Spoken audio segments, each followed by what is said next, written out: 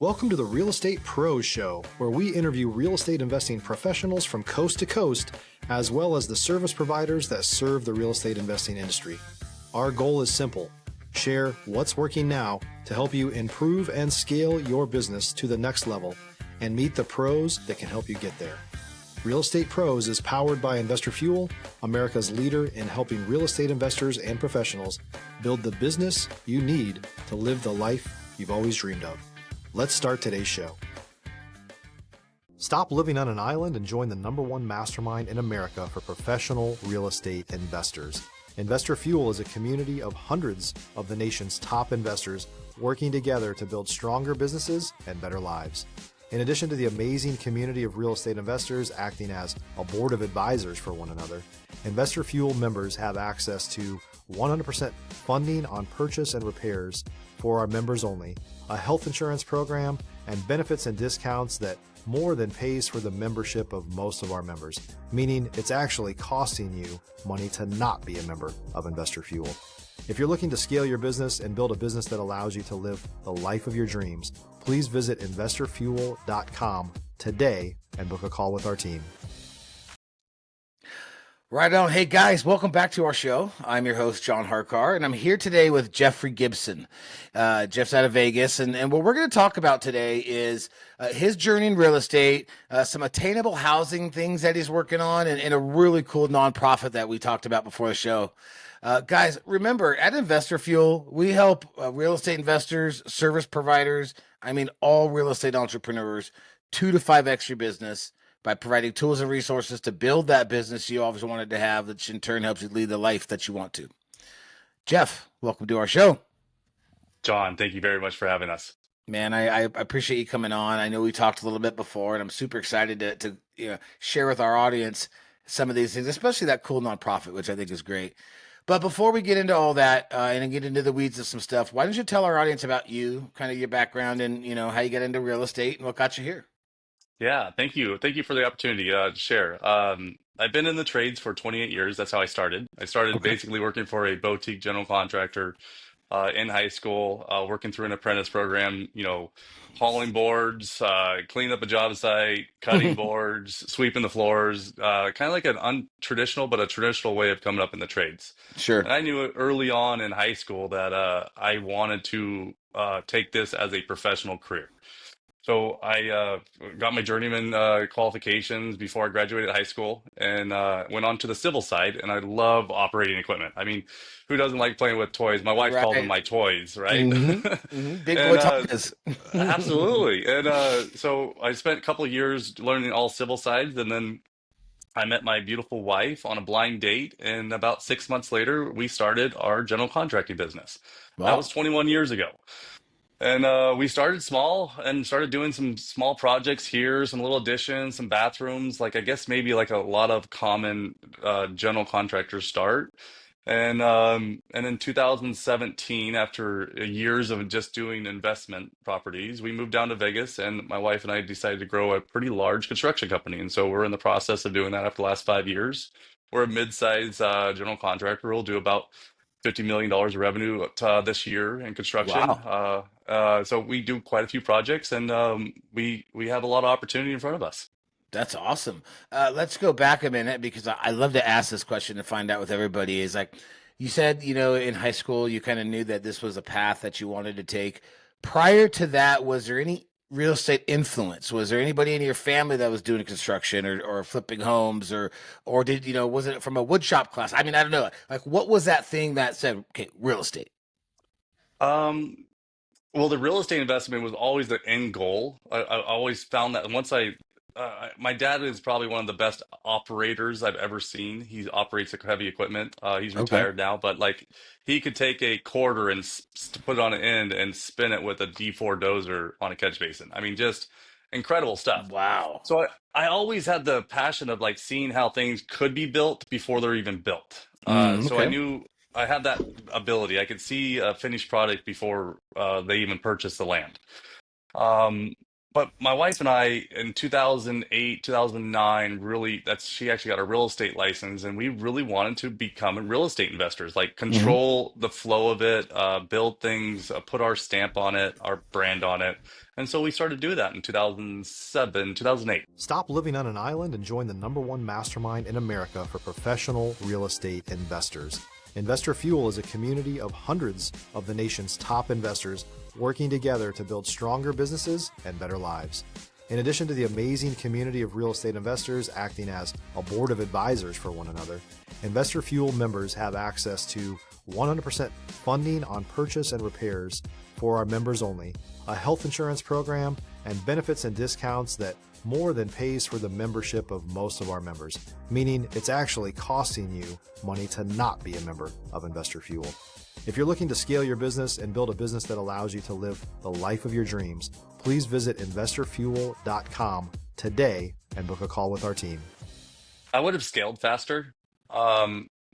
It's really we had a really good flow in about 2015, 16 when we were having about 3 to 5 properties always under contract in Hmm. some phase of it. We were purchasing something, we were renovating a couple, and we were selling a couple.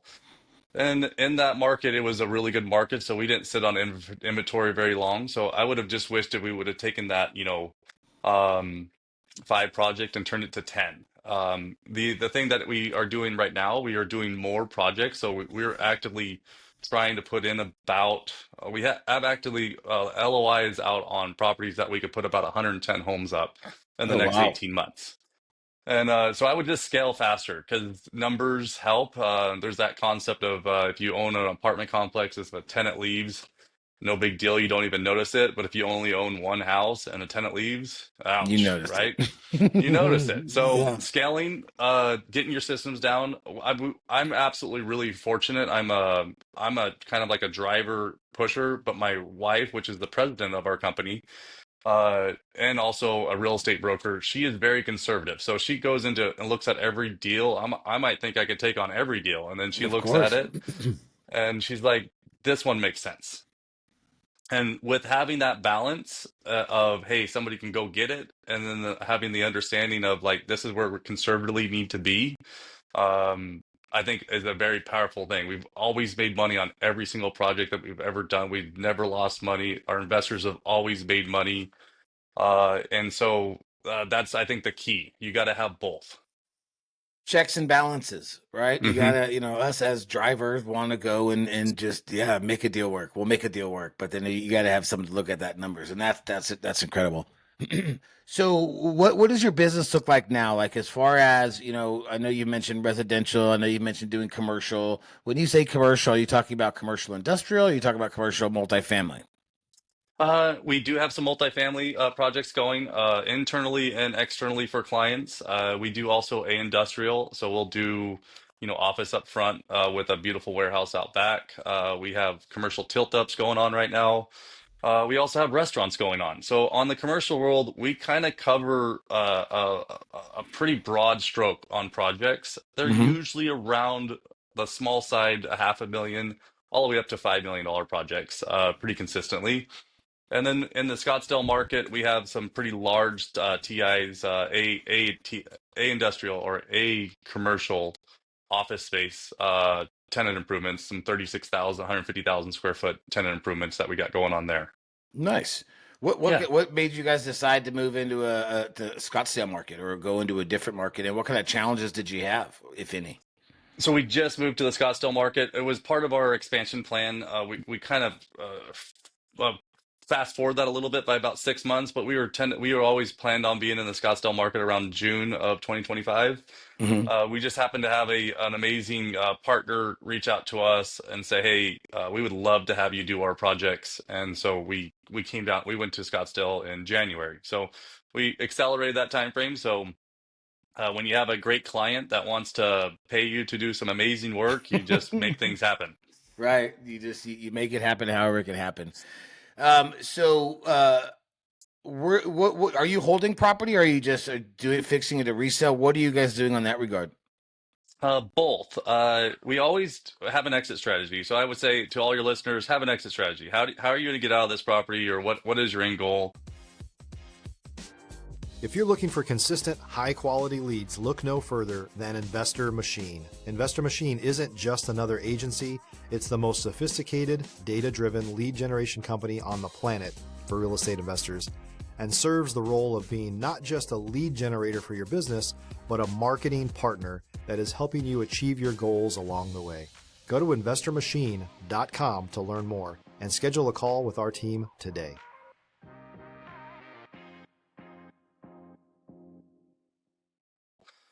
We like to build speculative homes and sell them. We actually also like to build speculative commercial and sell them, but we also like to make sure that we can hold them too. Hmm. Long-term wealth is created by long-term holdings. I really, that's one of my passions. I want to have a lot of property that it has great tenants in it and pays us really well. Yep. No, I got it. Maybe before we kind of get into some of our topics that we talked about, where do you see, what trends are you seeing right now, or do you see coming down the pipe in the real estate game, whether it's residential, commercial? So I'll speak of just like the Vegas Valley market and like the Scottsdale market. That's only two markets that I really fully understand. In the Vegas market, it's really interesting. In 2024, the total top line revenue for real estate that was sold actually increased year over year. But the number of units, it was one of the lowest units that we've ever had.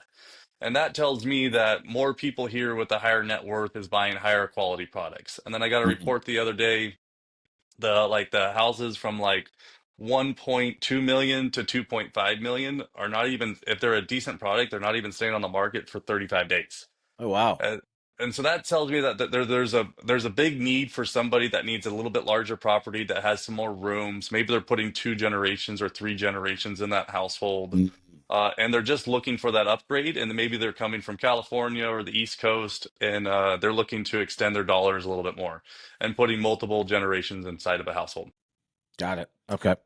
The other So one market, though, is the attainable housing. And I really see that being a big play over the next decade. We need more houses, and we need our youth to be able to afford a house. mm, Vegas is becoming one of those markets where I think our average medium income or average price per house is like over yeah. $450,000. Hmm. And that gets a little steep for somebody just coming out of high school or just college. That's a pretty steep mortgage to do. So if somebody can conquer that attainable housing, I think there's a huge play over the next decade on that. And what are you guys doing within your business to try to combat that attainable housing issue? Well, it was a byproduct of it's actually, I'll give all credit to my wife. We started a nonprofit 3 years ago. It's called the Shop Class. You can look it up on social media. We have high school seniors come to our facility. We have a 25,000 square foot facility. They learn from A to Z the industry, the construction industry. And their curriculum is to actually build a tiny house from scratch. So we have blueprints. They get to learn how to read blueprints. They get to learn how to use power tools, and they build it from scratch. It's actually, we just pulled one of the tiny houses out outside because our facility doesn't have a high enough roof, so we got to put the roof on. We Hmm. pulled that out yesterday, and that house is actually by one of our sponsors, Baylaw. They purchased that home, and they're going to donate that home to a veteran on Veterans Day this year. Very cool. And they promised to do this for the next 5 years. And so what we're doing now is looking at Henderson, at a small parcel of land, like an acre or 2 acres, and I could put about 15 to 20 of these tiny homes, 600 square feet ish, Hmm. on these pieces of land, and people can purchase them. People can be the nonprofit can have a place to land this, and it becomes a community. And so I think that's a it's a very win-win-win situation. The students get to learn what the trades have to offer, all aspects of it, from Hmm. Sure. project management to literally plans examiners to all the trades. We partner with some incredible tradesmen in the valley here. They get to actually teach the course, and they get to see these students that have an interest in the trades. And I always just tell our trade partners that are in our sponsors, if you want to be a part of this, we have a couple things. We want you to teach them, and then if they actually apply for your company, give them a job. Walk them through the process of really what this career looks like. It's a Yeah. longevity career. It's the largest industry in the world. It's a very high paying industry. It's one of the most innovative industry. There's so many different legs Hmm. and avenues that you can go down this industry. So Tons. yeah. Tons. Are there any restrictions, different restrictions for like a little tiny home? I'm just curious for a tiny home community. I mean, are there any other things that you guys have that you need to have, or any other regulations versus if you just built a. If you're a new or newer real estate investor looking to launch or grow your real estate investing business, please check out Investor Fuel Club. It's a coaching community, but unlike anything you've ever seen before. And you can actually partner with members of our mastermind from coast to coast on deals right in your market.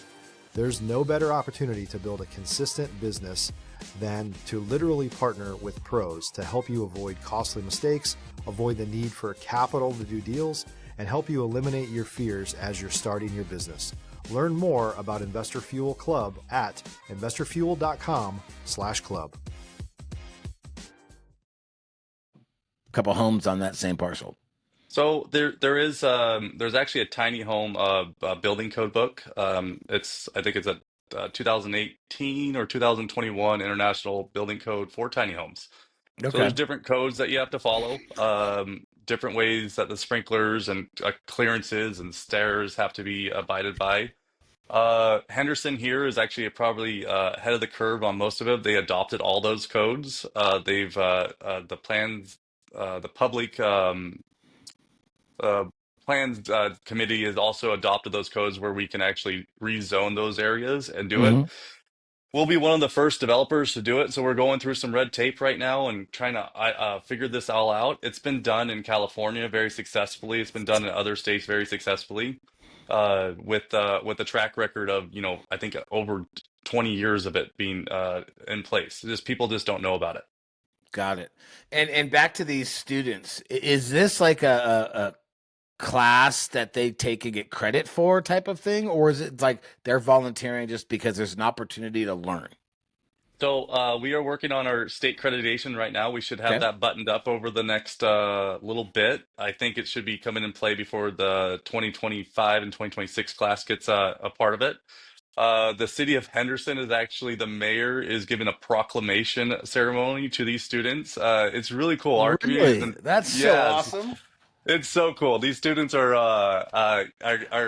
really tasting a kind of a unique opportunity to be celebrated and also to be kind of like pioneers. This is the second class. Our first class graduated obviously last year, and those 100% of the graduating class of our first year, they all went into the trades. But what I was so proud of, with two of them went into the electrical apprentice program. Hmm. Um, and then two of them went into the carpentries, and then two of them got full scholarship rides to go become a geotechnical engineer here locally at being a rebel. And Hmm. then the other one went into mechanics engineering, got a full ride on that way. So Incredible. it, one way or another, the trades affect all parts of our lives, and we just need a lot more of them. So this is just a way to introduce students. We're hoping to have about 20-25 students next year, and our facility can probably handle about 85 students at one time, every year. And we're going to put this. We're growing this so it goes all over the country. That's I'm about to say. What do you have future plans to grow outside of Vegas and maybe make this into different areas? And you, obviously, you did. Um, Absolutely. I think it's a huge need. I mean, think about it. Local high school students get to build attainable housing for the local community. How much more of a win-win-win situation than that? I don't know if you could find one. Yeah. So that was my It's wife. I'll pretty give my wife sweet. credit for all that. Well, yeah, that's a brilliant. How did she come up with it? I mean, obviously, she being in the business probably knows that the prices of housing. Yeah. What made her kind of think about, hey, let's do something for attainable housing? We were actually sitting on our lot before we built our custom home. We were having a conversation, and I went through wood class, wood shop. I Hmm. think a lot of people on this podcast has probably went through wood shop. It's a lot of fun. Why we Yeah. call it the shop class. Yep. But she didn't want to just build like, bird houses and pens and bowls. She wanted a product that can actually sustain a nonprofit without actually going to donors every year and say, hey, we need more money. Mm. So, uh, building a product that's actually needed in the local, she thought about it. She's like, hey, this is a high demand. Like these, whether it be for like properties in like Duck Creek, Utah, like somebody just buys this and takes it up there, or in Montana or something, or actually a better need than for like the attainable housing aspect locally. In all of our communities throughout the country, all of our cities need better attainable housing. Sure. And so this is a product that can self-sustain the foundation, can grow it. And I don't have to go to, or we don't have to go to donors every year and say, hey, we need more money. Could you give me more money? This is a way that they can produce something that actually feeds the nonprofit, and the nonprofit is self-sustaining. God, that's awesome. Yeah, I had a podcast with another guy that he does a charity. They build beds for child bedlessness because there's so many kids that don't have beds, and Wow. they do the same type of thing where they have local youth that come in and do it, like the lower part of teenagers come in and do it, and it's just awesome the way he described it. So I bless your heart. What do you think in your whole overall journey, your keys to success have been? Like, what are some main things that got you to where you are right now? Never quit. You only fail when you decide to quit. So you have endless opportunities to get up the next day and continue on. It's hard. It's not going to be easy, but the minute you decide to quit, that's when you fail. You Mhm. don't fail until then. And then seeking out people. As a general contractor, I've been fortunate enough to be surrounded with some pretty amazing people, but other very successful general contractors out there don't have the time, energy, or effort to go help train other general contractors. One of my Mm. passions is I really want other general contractors to be successful. I've learned this kind of like the old school way of like trial and error, like, hey, don't do that, hey, do this. Right. And I want to be able to give that knowledge back. So if whatever industry you're in, whether it's just investing, find an investor that's doing it, that's in it, and will you can mentor right next to them, for pay them for the information, and so that you can collapse that time frame, and you don't make some huge mistakes or fall in those big potholes. So find the Mm. people that know are actually doing it. I have one of my mentors. He said, "Hey, how do you select a mentor?" And so it's like, ask them what's the biggest thing they ever built.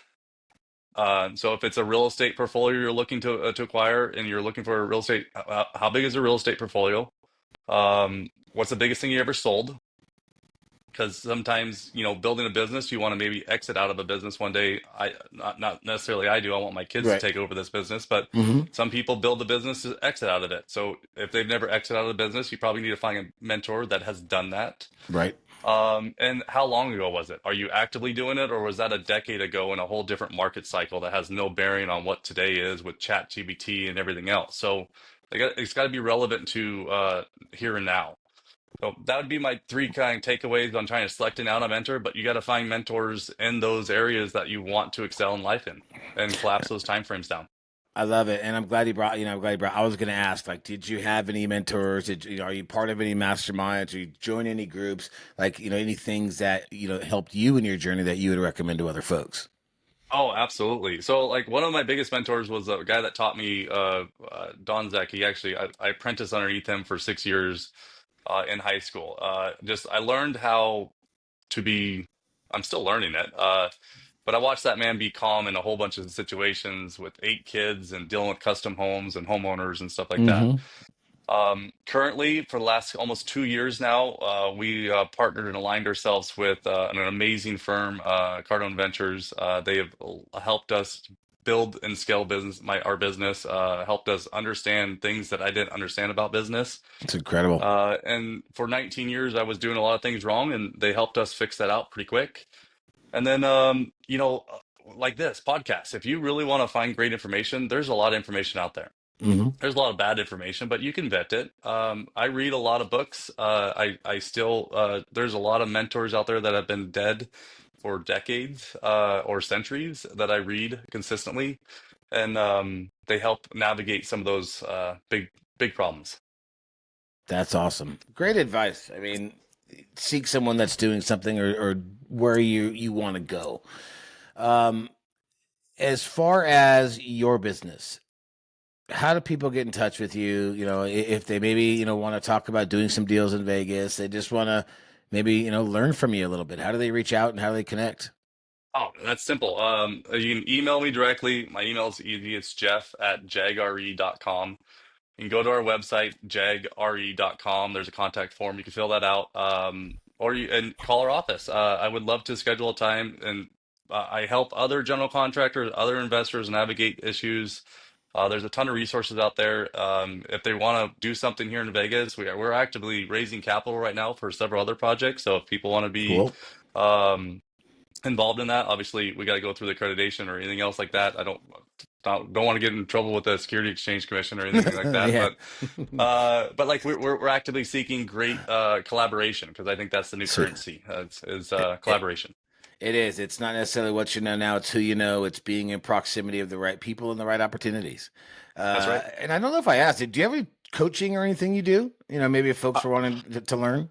We are developing that. Okay. I would like to be able to coach and mentor a lot of other general contractors and investors. I think there's a Hmm. great way to be extremely profitable. And I think most general contractors, there's a lot of us out there, developers that never crest over $1 million or $5 million or $10 million is really rare air. And it's really hard to navigate that, Hmm. especially if you've never done it and you don't know anybody that will help you teach it. So my wife and I are actually we have a 9-phase strategy on how to navigate that, be successful in it, how we're putting a package together. So yeah, soon. Okay. But we would love to be able to give that knowledge to the next generation. Sweet. Yeah, I thought if you had it, it'd give you a chance to make a plug on it, but it's in the process. Yep. Guys, take some notes. Make sure you jot down his information, which we'll put in all the show notes. Jeff, I appreciate you coming on here, man. It was an incredible episode, great information. I love the nonprofit thing. I think that's just killer. That's awesome. Thanks, Yeah. John. Yeah, guys, I hope you had a great show. I know I sure did. And I'll look forward to seeing you on the next one. Cheers. Thanks for joining us for today's Real Estate Pros Show. You can learn more about the amazing benefits of the Investor Fuel Mastermind community, including surrounding yourself with hundreds of other rock stars, 100% financing for your deals, and members-only discounts from vendors you're likely already using that, as a member of Investor Fuel, will save you more than the cost of your membership. Visit investorfuel.com to learn more. If you're interested in joining us as a guest of this show, please visit investorfuel.com/pros to apply. You can also check the show notes for access to free resources, how to get access to world-class lead generation, and much more. Don't forget to subscribe so you never miss another episode. Have a great day. We'll see you on the next show.